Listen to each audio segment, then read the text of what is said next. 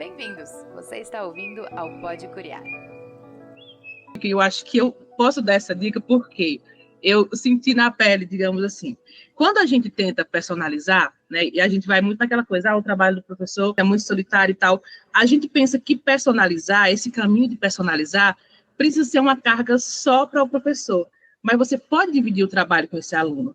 Eu estou personalizando, como é que o meu aluno vai entrar nesse caminho aqui? Como é que ele participa também como construtor, né, na construção dessa personalização?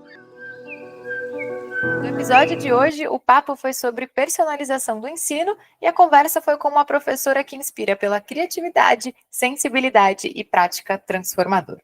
A gente recebeu a Wilmara Monteiro, que compartilhou com a gente algumas das suas histórias e práticas. Ela nos contou sobre uma experiência que viveu no EJA que acendeu o alerta. Personalizar o ensino era uma necessidade real. A partir disso, construiu um olhar cada vez mais sensível para os ritmos e histórias dos seus alunos. A gente falou também sobre o projeto Hackers da Caatinga, uma iniciativa que nasceu dentro da escola e uniu matemática, informática, identidade regional e protagonismo estudantil, ministrados pela Wilmara. E teve mais, a gente ouviu ainda como uma prova gamificada pode envolver a turma inteira e transformar a avaliação, que antes era um perigo, um pesadelo, em um momento de aprendizagem leve e significativa. A Wilmara também reforçou a importância de não caminhar sozinha. Buscar parceiros dentro da escola pode ser o segredo para tirar as ideias do papel e fazer a personalização acontecer de forma colaborativa. Esse episódio está cheio de ideias práticas e muita inspiração. Então, bora curiar com a gente? Está começando mais um episódio do Pode Curiar. Então, hoje a gente vai falar sobre a personalização do ensino. A gente sempre pauta por aqui a carga de trabalho dos professores, então vamos pensar num cenário para a gente começar a entender a importância da personalização da educação. Imagina você, turmas grandes e com muitos alunos na sala, poucos recursos e diferentes perfis de alunos. Parece um cenário familiar, professor? Alguém já passou por isso também?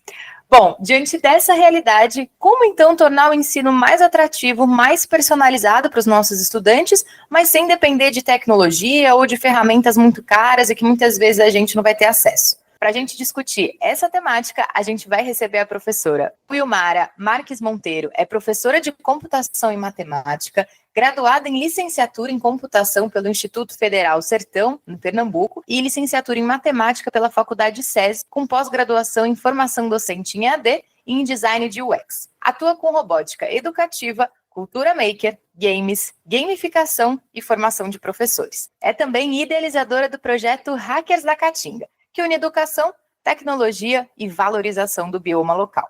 Apaixonada por metodologias ativas, integra matemática e o pensamento computacional para promover uma aprendizagem mais criativa e transformadora. Bom, vocês viram que o nosso currículo hoje é de peso para a gente trabalhar essa temática. Então, Wilmara, seja muito bem-vinda. E para você se apresentar para os nossos ouvintes aqui, eu vou trazer uma pergunta. Qual foi o momento em que você percebeu que personalizar o ensino fazia diferença em sala de aula? Olá a todos. Primeiro, eu gostaria de agradecer o convite. É sempre uma oportunidade, né? A gente, enquanto professor, é sempre muito bom ser ouvido e trazer aquilo que a gente vem construindo nas nossas aulas e trocar figurinhas, né, com os nossos colegas. Bem, falando sobre personalização de ensino, eu acho que o insight, né, na minha vida de professora surgiu enquanto eu estava em uma turma do EJA. Né? Eu tenho uma formação em computação e tenho uma formação em matemática. Nessa turma, eu era professora de informática. E ali eu percebi que é um público que é bem desafiante, né? Um público que já saiu da escola faz um tempinho, está retornando, né? E aí vem do mercado de trabalho, chega cansado, chega cedo e quer ir embora também cedo, e tem todos os desafios para a gente prender a atenção desse público. E ali eu percebi que eu precisava urgentemente ter algo para prender a atenção daqueles alunos da EJA, para que eles começassem a participar, para que eles não olhassem insistentemente para o relógio. Professor, já está terminando, professor, a gente já pode ir. Então, eu comecei a pensar em métodos, né? Então, eu fui pelo caminho das metodologias ativas. Uma delas, que eu gosto bastante, é a gamificação. Então, eu utilizei a gamificação para personalizar o ensino dessa turma do EJA. Mas eu vou contar a vocês que no começo não foi muito fácil. Por quê? Eu lembro do seu José, e todo lugar que eu tenho a oportunidade de contar, eu conto essa mesma história, seu José é o nome dele. Quando eu montei a proposta, que usar gamificação e tal, ele disse, professora, Eu saí de casa às 5 horas da manhã, trabalhei até não sei que horas, e a senhora está dizendo que a gente vai brincar na aula? Eu disse, calma, seu José, se acalme aí, se acalme, que eu vou dizer mais ou menos para o senhor como é que vai ser. E eu expliquei para ele e tal, eu disse, professora, posso fazer um pedido? Eu disse, pode. Nesse primeiro momento, eu quero que a senhora faça a sua prova para mim, atividade normal. Eu disse, beleza. Né, a gente encontra esse obstáculo, eu vou fazer a prova normal para o senhor. E os outros taparam, começaram a entrar na brincadeira, na gamificação, nas atividades que eu ia propondo, para eles entenderem conceitos básicos de informática. E aí, uma semana depois, seu José me chama do cantinho e diz, professora, ainda dá tempo de participar da brincadeira? Eu disse, dá, seu José, dá para participar. E aí eu entro também numa questão que personalizar o ensino, muitas vezes a gente precisa convencer o aluno. E esse convencimento de primeiro momento, dependendo da faixa etária, dependendo da turma, não acontece de primeira. Então, o seu José ele precisou ver para crer, para poder participar daquela brincadeira, e no final ele disse, professora, realmente foi muito mais interessante. Então, eu tenho essa história para contar, e eu guardo com muito carinho o seu José, né, um aluno que me desafiou, e eu acho que eu mostrei para ele que a personalização do ensino foi muito mais interessante para ele aprender informática. Que demais, Mário, eu adorei essa história. Acho que isso diz muito, né, sobre como às vezes tanto os alunos quanto os professores, a gente às vezes, né, tenta insistir ali no método mais tradicional, porque é o que a gente muitas vezes mais conhece, né, teve mais experiência, mas não necessariamente ele vai ser o mais efetivo, né, seja para a gente aproveitar essa aprendizagem ou para que de fato esse conteúdo seja de fato significativo, né, para essa construção e formação dos estudantes. Então, que ótima história para a gente começar. E aí eu quero te ouvir, pensando na sua trajetória, né, em todos Josés que você já conheceu ao longo dos anos, né, nas suas turmas, o que significou para você, na prática, personalizar o ensino dentro de uma sala de aula na rede pública? Eu acho que a primeira coisa é a gente ter um olhar muito sensível para cada aluno que está dentro daquela sala. Geralmente são turmas numerosas, turmas muito mistas, tem muitos desafios, tem a questão dos recursos. Eu acho que uma das primeiras coisas que a gente tem que ter enquanto professor para personalizar o ensino é um olhar sensível. Olhar para o nosso aluno, entender quais são as necessidades que ele tem ali, quais são as suas dificuldades de aprendizado, porque cada aluno é único, cada aluno tem o seu jeitinho de aprender, tem a sua forma de compreender. Eu acho que a gente não consegue personalizar sem ter sensibilidade, sem entender a necessidade do nosso aluno, entender, poxa, seu José, nesse primeiro momento não quis, mas será que em uma semana eu não consigo convencê-lo? Pode ser, digamos, na marra, na obrigação, né? Ah, você precisa participar. Eu acho que tem que ter um convencimento, uma sensibilidade ali para você entender que talvez no primeiro momento, para o aluno não vai fazer tanto sentido, mas uma semana depois, 15 dias depois, esse aluno vai entender que você está tendo um olhar sensível ali para as necessidades específicas de aprendizado dele. Perfeito, e eu acho que isso é super importante mesmo, né? A gente sempre fala que o professor é esse articulador e mediador, né, que funciona ali na sala de aula e que acho que você traz muito, muito forte, né? Então, ter esse olhar atento e ter esse olhar sensível para estar, né, pronta para entender o que esses estudantes precisam, né? E falando nessa necessidade dos estudantes, eu queria que você compartilhasse um pouquinho com a gente sobre o seu projeto Hackers da Caatinga. Eu acho que ele deve ter nascido muito, né, desse sentimento da necessidade da turma, então queria entender um pouquinho, né, de como a partir desse olhar sensível que você teve com a sua turma, existiu esse projeto. O projeto, ele surgiu com um objetivo, digamos, até que humilde, né? Ele surgiu da necessidade de recompor o aprendizado de matemática. Só que aí nós pensamos que esse aprendizado de matemática, essa recomposição, não poderia levar o aluno para 5 aulas lá no contraturno, ele fazer continhas de matemática, as 4 operações. Precisava fazer sentido para aquele aluno, para que ele conectasse a matemática à realidade dele e ele visse a matemática como uma ferramenta de transformação para o lugar onde ele vive. Então, o Hackers da Caatinga, ele surgiu com essa conexão com a Caatinga para que o aluno visse, né, se visse como parte desse bioma e valorizasse o próprio bioma. E aí me lembro um momento da nossa primeira aula, quando eu fiz um desafio com eles, eu surgi com essa primeira pergunta, né, na primeira aula do projeto. Você sabia que nós somos catingueiros? Aí os meninos, professor, eu mesmo não. Que nome feio, não sou caatingueiro. Porque eles não tinham essa propriedade, né, do bioma, da caatinga, da beleza que a gente tem aqui no Nordeste, né, que a caatinga, a sua grande maioria é no nosso Nordeste. Então, todo esse trabalho que a gente foi fazendo desse senso de pertencimento dos nossos alunos, né, ele trouxe resultados muito incríveis. Não foi só aprender matemática de uma forma diferente, foi aprender matemática com conexão com o lugar onde ele vive, para ele olhar com orgulho para aquele bioma e dizer, eu vou defendê-lo, Enquanto eu aprendo matemática, enquanto eu estou desenvolvendo o meu jogo, enquanto eu estou programando, eu estou entendendo os desafios do meu lugar e eu vou me apropriar disso. Eu vou me tornar um agente de transformação. Então, o Hackers da Caatinga, ele tem esse senso de pertencimento muito forte. Eu acho que é isso que fez a total diferença no projeto.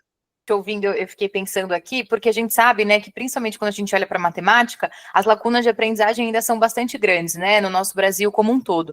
E acho que você traz o ponto de, eu identifiquei que existe uma lacuna ali de aprendizagem, mas eu sabia que se eu ficasse pedindo para eles fazerem conta ali, armar conta e efetuar, isso não ia dialogar com a realidade deles, né? Não teria um letramento social desse uso da matemática, né? A gente já comentou aqui sobre o letramento em episódios anteriores, então quanto é importante a gente conseguir garantir que esse estudante tenha de fato uma relação do conhecimento com a vida que ele tem, né, com essa vida prática. Então acho que a escolha, né, de vocês em tratar sobre o tema da Caatinga, acho que diz muito sobre essa apropriação do território, né, e como a partir desse território a gente pode aprender matemática de maneira mais significativa. E aí, Mara, conta pra gente, você desenvolveu esse projeto com os estudantes do 8º ano, correto? Foi do 8º ano? Ele iniciou com essa proposta de ser para o 8º ano, né? Mas aí, e eu acho que é desse momento que eu falo, quando eu falo do Hackers da Caatinga, eu me emociono um pouco, porque o projeto ele foi alçando dimensões que a gente não imaginava, né? Começou pensando em si para uma turma, depois foi para alunos do 6º ao 9º ano, depois chegou até o EJA, que a nossa escola também tem o EJA, então toda a escola, né, a gente iniciou com 26 alunos, e ao final do ano nós estávamos com 540 alunos que foram, né, beneficiados com o projeto. Os alunos que iniciaram com a gente, os 26, eles se tornaram multiplicadores, levaram essas oficinas, eu fiquei lá só na posição de orientar e tal, e eles levaram as oficinas para os colegas. Então, a gente foi multiplicando mesmo esse senso de pertencimento, essa recomposição de matemática, esse desenvolvimento do pensamento computacional. Então, o projeto ele iniciou com esse pensamento de ser um pouquinho mais restrito, né? Mas ele foi crescendo em toda a escola e foi atingindo essas dimensões. Que demais, é muita gente envolvida, né, em se apropriar do território, que fantástico. E aí, conta pra gente, pelo que eu entendi, ele teve uma etapa offline e uma etapa mais online. Como que foi estruturar esse passo a passo e como definir que momento a gente usa uma ferramenta digital para personalizar esse projeto, para fazer as atividades de gamificação, e quando a gente não usa as ferramentas e a gente faz uma proposta offline? Bom, o projeto ele teve realmente essas duas etapas, na etapa desplugada e a etapa plugada, e aí essa etapa desplugada foi realmente para a gente desenvolver algumas habilidades dos nossos alunos. Eles fizeram toda a prototipagem em papel dos jogos, né, fizeram todos os cenários, personagens, toda essa parte mais desplugada, digamos assim. A gente utilizou papel, usou papelão, né, materiais recicláveis, para que eles entendessem também que mesmo com esse pouco recurso, a gente consegue fazer produções incríveis. E depois daí, foi o momento, lógico, mais esperado, essa nossa geração super digital, né? Tivemos um momento onde eles deram vida aos jogos. Então, tinha algumas equipes, né, dentro desse projeto, e essas equipes foram agindo de acordo com suas habilidades. Então, por exemplo, eram equipes formadas por 6 alunos, e aí tinha alunos que tinham mais habilidade na parte da programação, gostavam mais da parte da programação, outros gostavam mais da parte de design. Então, de acordo com as suas habilidades, eles foram construindo esses jogos. Então, nós dividimos essas duas etapas, foi muito intencional, para que eles entendessem que um jogo, né, para que eles entendessem que todo esse processo de jogo, ele parte de uma ideia, né, parte do papel, e depois, por último, que é o que eles mais amam, digamos assim, a versão digital, é uma das últimas coisas, né, que acontece para o jogo. Então, tudo parte de uma ideia, para que eles entendessem também que as ideias têm muita força, né, e tem todo um processo para que elas sejam construídas e que sejam divulgadas aí para o mundo, digamos assim. Com certeza, a importância do processo, né, de produção, mas também do produto final. Então, a gente também tem que olhar para isso com muito carinho, principalmente porque são jovens, são crianças. Essa ideia, né, de concluir um processo e chegar a um produto final muito bacana é muito engrandecedor para eles. Então, que fantástico. E aí, Wilmar, eu vou te fazer uma pergunta / provocação aqui. Se você pudesse dar uma dica para um professor que está pensando em personalizar ali a sua aula e ele está cogitando fazer uma ideia de um projeto, que dicas, que passo a passo você poderia compartilhar para esse professor, para ele chegar num projeto tão impactante de começar ali com 26 estudantes e ir para a escola inteira? Eu acho que a primeira coisa, pelo menos o que eu fiz, né, pode ser também que isso seja interessante para a realidade do outro professor, eu acho que é fazer uma vistoria, digamos assim, nos recursos que a escola tem, né? Os recursos iniciais que a gente tinha na escola era realmente esse material mais papel, né, papelão, e aí a gente foi começando essa ideia dentro desse propósito, construir essa etapa desplugada, construir essa prototipagem em papel. Então, acho que o primeiro passo é verificar o que é que você tem disponível nas suas mãos.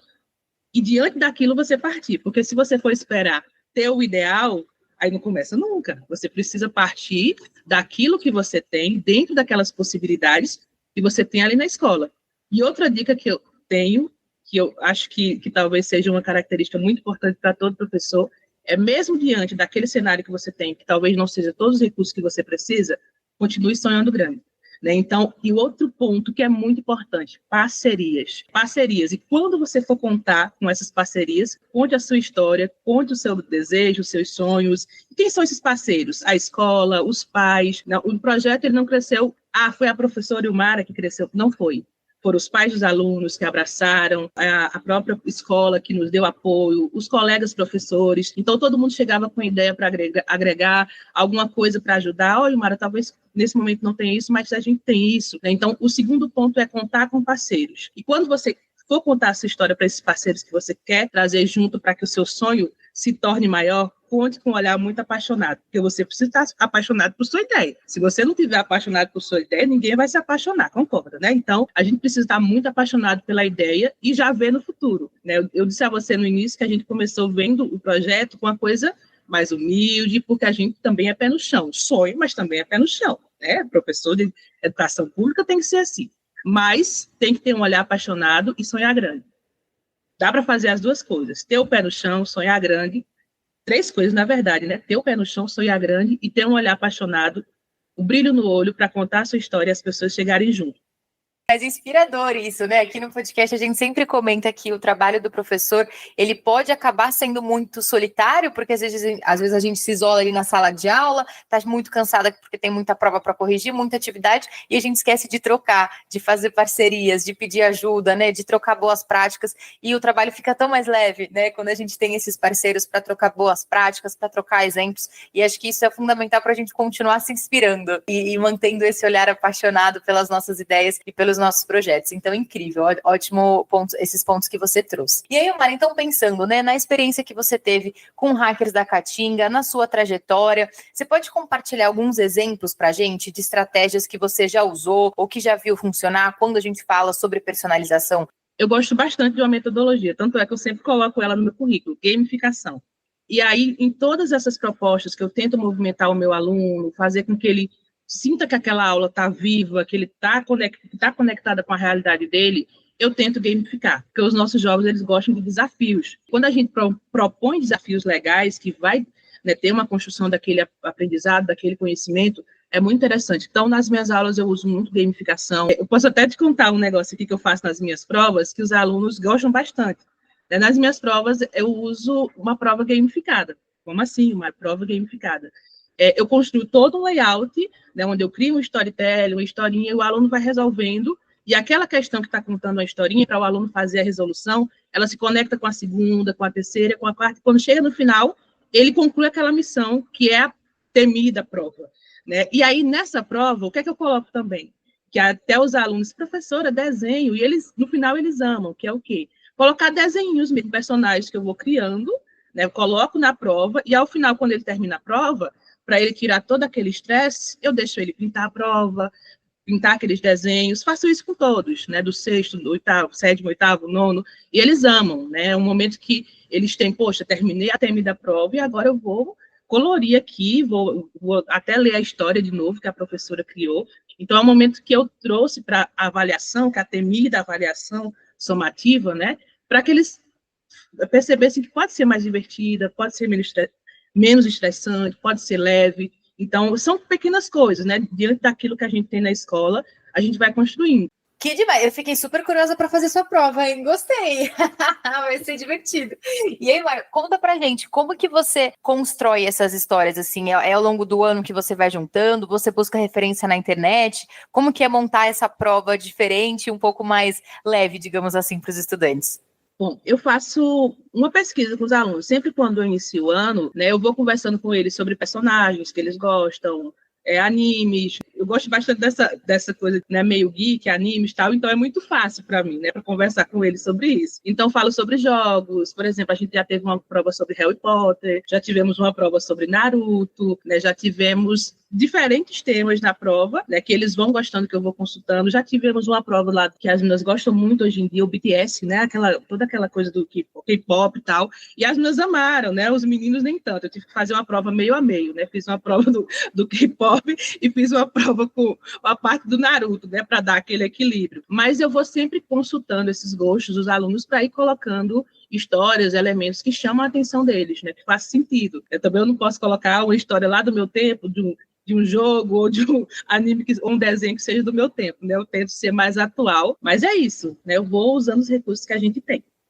Que legal, e te ouvindo, eu fui lembrando de algumas práticas que eu fazia em sala de aula também, acho que muito para entender, assim, o perfil da turma, né, e qual é o gosto daquela turma, qual é o jeitinho deles, e nas minhas chamadas, né, então, assim, pensando em trazer ideias para os professores que não ocupem tanto tempo, talvez, né, ali do momento da aula. O que eu fazia? No momento de fazer a lista de presença, né, que é obrigatório, ali a gente precisa fazer, eu pedia para que eles colocassem em papeizinhos, assim, para mim, temas que eles queriam fazer na chamada temática. Então, cor favorita, filme favorito, personagem favorito, desenho favorito, e a cada aula a gente ia sorteando esse papelzinho, e aí eu chamava Adriana, aí a Adriana respondia qual era a cor favorita dela, e nisso eu ia pescando ali, né, os interesses deles, né, seja de série, seja de personagens, então acho que fica uma ideia aí também, né, para ajudar os professores aí coletando esse repertório dos estudantes também.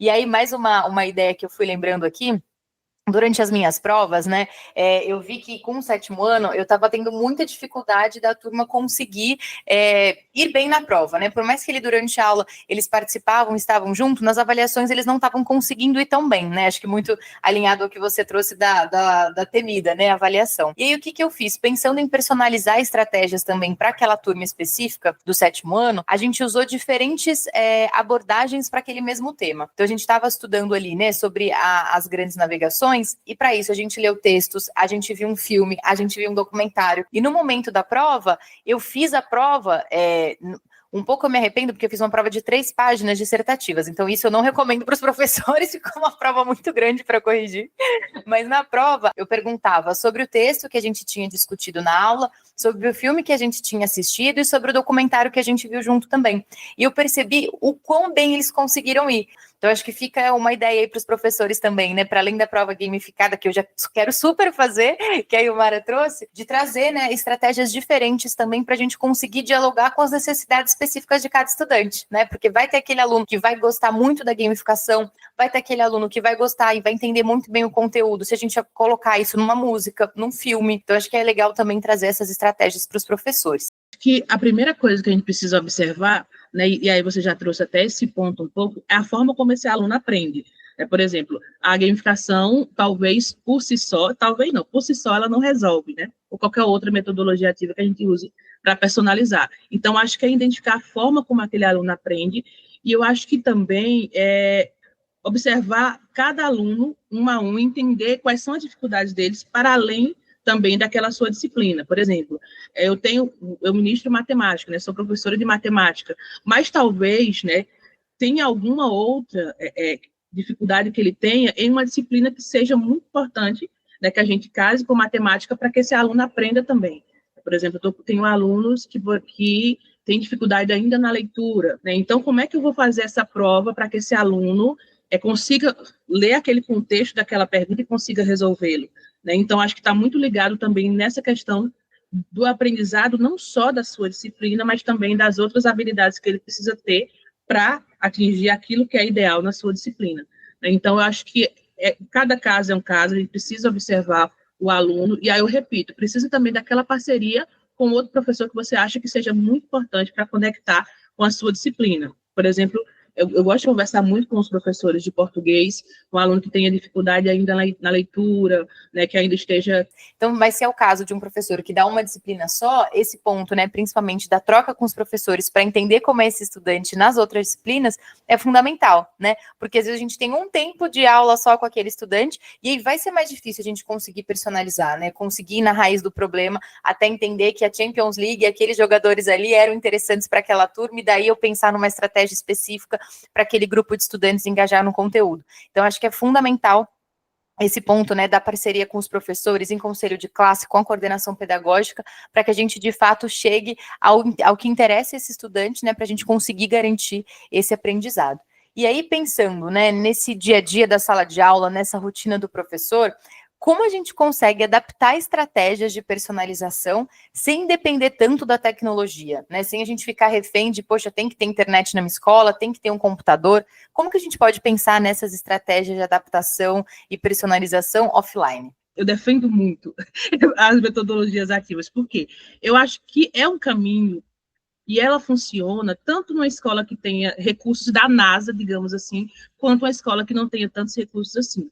Então, eu acho que as metodologias ativas são muito democráticas, funcionam com diferentes ritmos de turmas, com diferentes turmas. Não estou dizendo que a receita mágica não vai resolver, talvez, problemas muito complexos, né, que vai além daquilo do braço do professor, digamos assim. Mas eu acho que é um caminho. Né, personalizar o ensino, eu acho que as metodologias ativas podem ser, né, parceiras, aliadas muito fortes, né, uma contribuição excelente para que a gente consiga personalizar esse ensino para esse aluno. Então, metodologias ativas.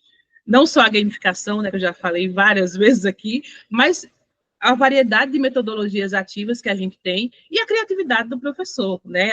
O professor é um bicho muito criativo, muito, muito mesmo. Então, a gente muitas vezes, a expressão que minha avó usa agora, que eu não sei se você já ouviu, ou os ouvintes, tirar leite de pedra, digamos assim. A gente consegue, né? A gente consegue, tem uma atividade aqui, tenho que ensinar, sei lá, geometria para esse aluno. Ele precisa entender aqui como é que calcula a área de um triângulo. Como é que eu vou trazer isso para o dia a dia deles? Não basta somente desenhar aquele triângulo, aplicar aquela fórmula, não vai fazer sentido para ele vai decorar. Mas como é que eu conecto, por exemplo, no dia a dia deles? No caminho que você vem para casa, veja quantas figuras geométricas você vê, anota, professor, eu vi isso, aquilo, pronto. Tem alguma coisa na sua casa que tem esse formato dessa figura? Anota lá as dimensões. Professora, eu não tenho regra. Pega um barbante, menino, corta, traga esse tamanho, mede lá.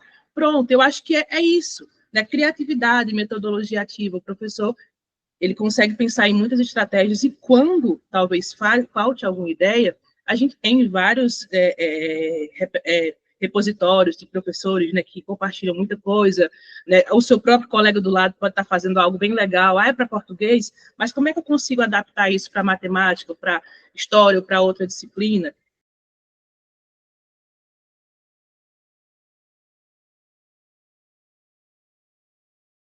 Eu fiz uma atividade bem bacana uma vez com uma colega, que era uma colega de história, e eu ministrava matemática. Então, foi o que a gente fez.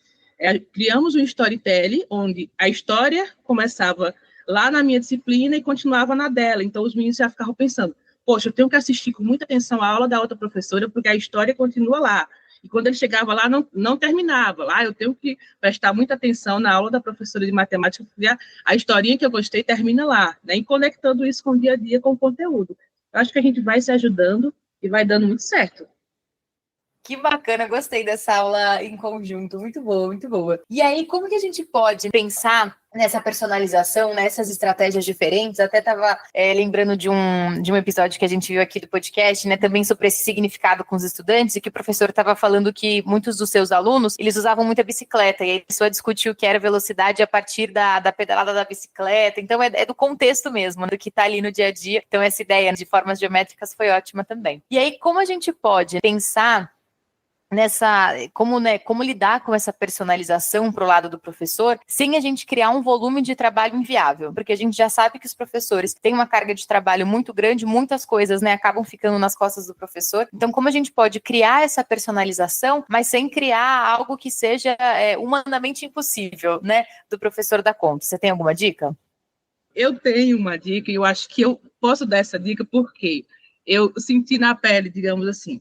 Quando a gente tenta personalizar, né, e a gente vai muito naquela coisa, o trabalho do professor, né, como você falou no início, é muito solitário e tal, a gente pensa que personalizar, esse caminho de personalizar, precisa ser uma carga só para o professor. Mas você pode dividir o trabalho com esse aluno. Eu estou personalizando, como é que o meu aluno vai entrar nesse caminho aqui? Como é que ele participa também como construtor, né, na construção dessa personalização? A gente cansa muito porque eu vou criar a atividade, eu vou criar a história, né? Se for usar para esse lado mais gamificado, eu vou ter que criar o layout. Por que o aluno não pode entrar nesse conjunto e ajudar, por exemplo, criar os personagens, criar os cenários? Né? Por que você não divide todo esse caminho que pode ser árduo, dividir com o teu aluno? Ele vai amar participar desse processo, porque ele está construindo lá o conhecimento junto com você. Né? Talvez o seu colega, né, professor, ele também esteja sobrecarregado, não vai conseguir, né, dividir muito esse trabalho com você. Seu aluno. Eu não sei como são, né, as outras turmas, os professores, mas os meus alunos, eles amam participar nesse sentido de construir junto, colocar a mão na massa. Professora, está precisando de quê? Professora, vamos junto aqui, né? Então, divida com o seu aluno. Eu quero gamificar. Pronto, eu pensei nas missões. Mas vamos definir aqui com os alunos como é que essas missões vão ter? Qual a temática que eles querem para a história? Eu acho que a gente pode dividir essa personalização com o aluno. A gente só não pode botar ele para lançar as nossas notas, fazer essas coisas, né? Mas para ajudar nessa parte, eles vão amar e eles vão entender todo esse processo de construção. E quem sabe a gente não esteja até incentivando esses alunos a ser professores, né? Que é uma preocupação que a gente tem. Será que os professores, essa geração quer ser professor? Se a gente mostrar o lado mais encantador, digamos assim, da docência, quem sabe a gente não tenha mais professores nessa nova geração, né? Com certeza, que fala potente, né? Precisamos inspirar as novas gerações a quererem ser professores e professoras também, né? É um trabalho muito incrível, né? Mas que nos últimos anos está enfrentando, né? Baixa adesão, né? Digamos assim. E aí, né? Você foi trazendo sobre essa participação dos estudantes e para muitos professores, acho que isso, né? Vão ter turmas que são muito participativas, mas acho que um recado, né? Que uma consideração que eu posso dar para os professores que têm turmas mais desafiadoras é que isso é uma construção de cultura também. Então, os alunos e os professores, eles estão acostumados a terem o professor como a pessoa que vai falar tudo e que vai fazer e que vai ser a única detentora ali do conhecimento, né? Então, eles foram acostumados dessa maneira. Então, para a gente convidar esses estudantes a participarem com a gente da construção de um projeto, criação de personagem de histórias, muitas vezes eles podem se sentir desafiados num primeiro momento e vai ser difícil, mas acho que vai acontecer como o caso do José ali no começo, né? Da história que você contou. Talvez no começo pode assustar, mas depois ele vai entendendo os processos, a gente vai conseguindo construir essa cultura, os frutos vão ser muito bem colhidos, né, lá na frente. Acho que quando a gente fala de educação é sobre plantar sementes, né, então acho que essa ideia da construção de uma cultura mais participativa para dividir, né, essa ideia da personalização e ser mais significativa com os estudantes, acho incrível mesmo essa construção de puxar eles junto, né, porque a aula é de responsabilidade, né, eles também participam, então tá todo mundo ali aprendendo junto, né, a gente aprende com eles e eles aprendem com a gente também. E aí, pensando, né, em aprofundar essa temática que a gente está falando aqui, de dia a dia de sala de aula, que prática simples que a gente pode implementar no dia a dia para tornar o ensino mais significativo para os estudantes, respeitando o tempo de cada turma, o ritmo de cada um, mas também respeitando os interesses desse estudante. Você tem alguma dica para compartilhar com a gente? Eu tenho uma dica que vai se conectar muito com o que você acabou de falar, que é o quê? Criar essa cultura em sala de aula que vai trazer o quê? Uma rotina para essa sala de aula. Eu tenho uma coisa que eu faço nas minhas turmas, esse ano eu estou só com os nonos, né? Só com os nonos anos na escola, estou com esse desafio.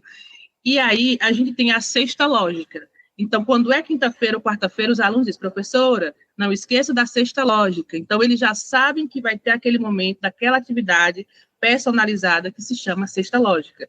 E aí, teve um dia que não teve. Aí eles, professora, porque hoje não é sexta lógica, né? A gente não conseguiu imprimir, teve um probleminha. E aí, eles já vão construindo essa rotina. Eu acho que personalizar é também criar essa rotina com os alunos. Então, uma estratégia, um ponto que é muito interessante é criar a rotina com o aluno. A gente sabe que a gente está lidando com a geração que é muito ansiosa, muito imediatista, e eles querem saber o que é que vai acontecer. Professora, isso e aquilo. Então, quando a gente cria essa rotina em sala de aula, vai ter uma cesta lógica toda sexta-feira, né, eles já ficam esperando e se preparando para aquele momento.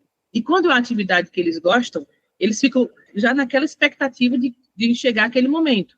E aí, um ponto que eu trago também é tentar deixar tudo muito leve, né? Eu acho que quando a gente liga muito de certa forma, a gente sabe que tem que ser obrigatório, mas não deixar tão explícito isso para o aluno, né? Dizer, você precisa fazer, porque senão você não tem nota, ou você precisa fazer por isso e aquilo. Eu acho que a gente talvez não vai dando certo de primeira, mas é com a rotina, é com as tentativas que a gente vai ajustando e aquele aluno vai entendendo a importância daquilo. Né? Eles pensarem naquela atividade para além da nota. né, para saber que está na rotina deles e a importância daquela atividade para a construção do aprendizado deles. Eu acho que eu vou muito por esse caminho. A rotina eu acho que é muito importante. Se a gente tiver essa estratégia de pensar como é que vai ser a nossa aula e deixar o aluno ciente disso, ele se sente muito mais confortável nesse processo. Com certeza. E aí eu fiquei curiosa, o que acontece na Sexta Lógica? O que combinado vocês estabeleceram com eles? Então, Sexta Lógica, o nome, né? Conectamos a sexta lógica, e a ideia é ser uma atividade de matemática com questões lógicas, né? Para eles desenvolverem lógica. Pode ser até questões, por exemplo, aquelas adivinhações que a gente faz muito, né, no nosso dia a dia, conectando um pouco com a matemática, com o dia a dia deles. Então, por exemplo, esse assunto que a gente está essa semana é porcentagem. A gente começou o assunto de porcentagem. Então, a Sexta Lógica dessa semana foi conectando questões de lógica com a porcentagem, né? A gente sempre finaliza a semana assim. Aí, semana que vem, por exemplo, a gente vai aprofundar um pouco mais na porcentagem, gráficos, essas coisas, e aí a Sexta Lógica vai terminar refletindo isso. É como se fosse um apanhado da semana, e eles já esperam, é a Sexta Lógica. Vamos chamar como fechar a semana com chave de ouro, para eles entenderem o que passou naquela semana. Na sexta-feira a gente fecha, para que eles possam ter esse aprendizado assim, bem amarradinho. Coisas que a gente vai sentindo que vai dando cara à nossa aula, né? O bom de ser professor é isso, porque o aluno vai dizer, poxa, é a aula da professora Ilmara, é a aula da professora Adriana, é assim, né? Então, para a gente dar mesmo essa característica para o nosso aluno, e que seja, pelo amor de Deus, uma característica que ele lembre com muito amor e carinho, né? Porque a gente sabe que tem aulas que a gente lembra que é melhor nem lembrar, né? Mas, enfim, vamos lá. Eu acho que é isso. Pequenas rotinas, pequenas impressões que a gente vai colocando nos nossos alunos para eles saberem qual é a cara da nossa aula, o que é que a gente espera dele naquela aula, o que é que ele pode vir em conjunto com a gente para tornar aquela aula mais satisfatória. E é isso mesmo que acho que você falou anteriormente, é trazer essa voz para o aluno, né, dele não ser só aquele recipiente vazio que você está lá falando, ele copia. Não pode ser só isso. Ele precisa se sentir parte. E a gente precisa fazer o nosso papel de trazer esse aluno, e esse processo de fazer com que o aluno se sinta parte é o processo que a gente ajuda a tornar uma aula leve. Por exemplo, matemática, para muitos é o bicho-papão. Então, como é que a gente pode trazer leveza para a matemática? Como é que a gente pode fazer com que o aluno goste de lógica? Né? Eu disse a eles, gente, a lógica está em nós. Nós, seres humanos, somos seres lógicos. Então, a gente só precisa fomentar isso e desenvolver, porque a lógica está em nós. Né? Então, é isso. Acho que é trazer essas pequenas mudanças, trazer esse gosto por aprender. Né? Esse gosto por estar naquela aula, por aprender. E é um processo que você falou também, que é muito feliz para a gente, que é, poxa, quando você vê que aquele aluno atingiu aquilo que você estava esperando, e que ele fica feliz, que ele pula, professor, agora eu aprendi, é uma sensação inexplicável, né? Então, são essas pequenas impressões que a gente vai colocando na aula, essas pequenas características, que a gente vai despertando esse gosto do aluno. É fácil? Não é, mas é possível. É isso, nossa, que inspirador, assim, eu fiquei pensando, né, que acho que o trabalho do professor é um dos poucos que a gente tem a chance, né, de estar muito atento ao nosso público, né, ali aos nossos estudantes, quem vai construir junto com a gente. Wilmar, a gente já está chegando no final aqui para o nosso encerramento, então agora a gente chega no momento do nosso Fala Curioso. E aí, para sintetizar a nossa conversa de hoje, eu vou deixar uma pergunta aqui para reflexão. Em uma palavra ou uma frase pequena, o que a personalização do ensino representa para você?